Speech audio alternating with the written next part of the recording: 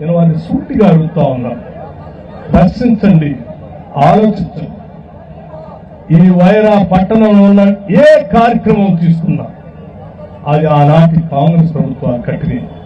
ఈ ఊళ్ళో కరెంట్ ఇచ్చినా కాంగ్రెస్ పార్టీ ఇచ్చింది, ఈ ఊళ్ళో హాస్పిటల్ పెట్టినా కాంగ్రెస్ పార్టీ ఇచ్చింది, ఈ ఊళ్ళో కాలేజీ పెట్టినా కాంగ్రెస్ ప్రభుత్వం ఇచ్చింది, ఈ ఊళ్ళో డిగ్రీ కళాశాల పెట్టినా కాంగ్రెస్ ప్రభుత్వం ఇచ్చింది. ఇవాళ ఇచ్చినటువంటి 200 కోట్ల రూపాయలతో young India integrated residential school ని వైరా పట్టణంలో శాంక్షన్ చేసి రూమ్ పూజ చేసి పనులు నడిపిస్తున్నది కూడా కాంగ్రెస్ పార్టీ. 100 పడకల ఆసుపత్రిని తిరిగి రామ్దాస్ నాయక్ గారు శాసనసభ్యుడు అయిన తర్వాత వైరా పట్టణంలో ఉన్నటువంటి పేదలకు వైద్యం కావాలని చెప్తే 100 పడకల ఆసుపత్రిని శాంక్షన్ చేసి భవిష్యత్తులో ఈ పట్టణంలో నివాసం ఉంటున్నటువంటి పేదలకు వైద్య ఇబ్బంది లేకుండా చేయాలనేటువంటి ఆలోచన చేశాం.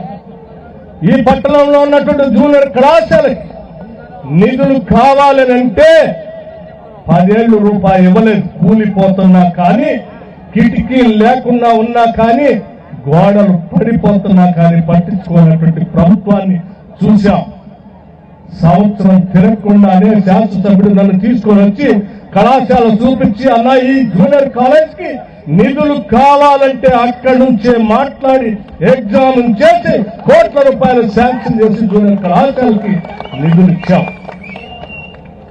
కావాలని అడిగితే ఒక్క జూనియర్ కళాశాల కాదు, భవిష్యత్తులో ఈ పట్టణంలో పుట్టిన ప్రతి బిడ్డ కూడా ప్రపంచంతో పోటీ పడే స్థాయిలో ఎదగాలి, ఉద్యోగ అవకాశాలు పొందాలనేటువంటి ఆలోచనతో అడ్వాన్స్డ్ టెక్నాలజీ సెంటర్ ని కూడా ఈ వైరాకి శాంక్షన్ చేసింది కూడా మన ప్రభుత్వమే.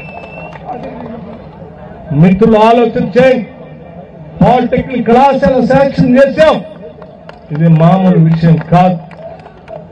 అంతెందుకు, నిన్నటికి నిన్న ఈ ప్రాంతం నుంచి నేను పోతా ఉంటే శాసనసభ్యులు మమ్మ ఆపి మూల మీద ఉన్నటువంటి అడ్డ రోడ్లో ఉన్నటువంటి అనేక దశాబ్దాలుగా పక్కన చిన్న బండ్లు పెట్టుకుని వ్యాపారం చేసుకుంటున్నటువంటి చిరు వ్యాపారస్తులు తొలగించి 5 సంవత్సరాలు అవుతా ఉంది.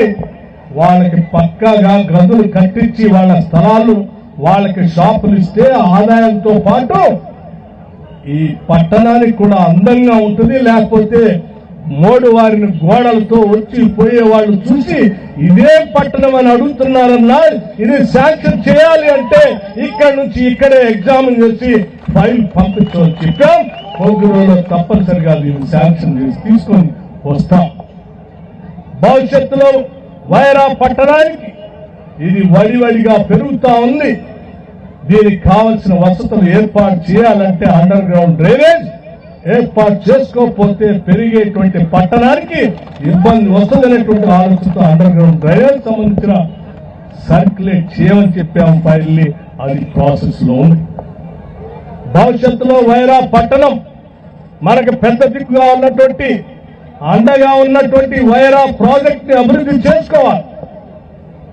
ఈ ప్రాంత ప్రజలందరూ కూడా ఆధారపడి ఉన్నది కేవలం వ్యవసాయం పై ఉన్నటువంటి ఆదాయం తప్ప వేరే పరిశ్రమలు ఏమీ లేవు. ఇక్కడ వైరా పట్టణంలో ఉన్న వైరా పట్టణ పరిసర ప్రాంతాల్లో నివాసం ఉంటున్నటువంటి గ్రామీణ ప్రాంతాల రైతాంగ సోదరులు కానీ, రైతు కూలీలు కానీ బిడ్డలు వచ్చి చదువుకుంటే వైరా పట్టణానికి రావాలి. అది బాగుంటేనే మన ఆర్థిక పరిస్థితి బాగుంటుందనేటువంటి ఆలోచనతో గతంలోనే లెఫ్ట్ కెనాల్ రైట్ కెనాల్ కావాల్సిన విధంగా లైనింగ్ శాంక్షన్ చేశాం. మళ్లీ తిరిగి ఆగిపోయిన దాన్ని 2వ ఫేజ్ తిరిగి మళ్లీ మన ప్రభుత్వం ప్రజాప్రభుత్వం వచ్చిన తర్వాతనే లెఫ్ట్ కెనాల్ కి రైట్ కెనాల్ కి కోట్ల రూపాయలు శాంక్షన్ చేపించి పనులు సాగిస్తా ఉన్నాం.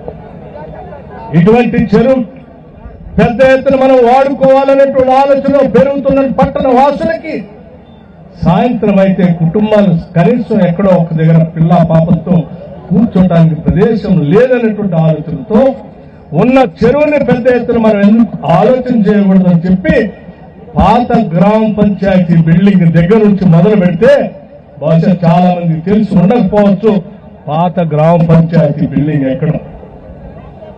పాత వాళ్ళందరికీ తెలుసు పాత గ్రామ పంచాయతీ ఎక్కడ ఉందో.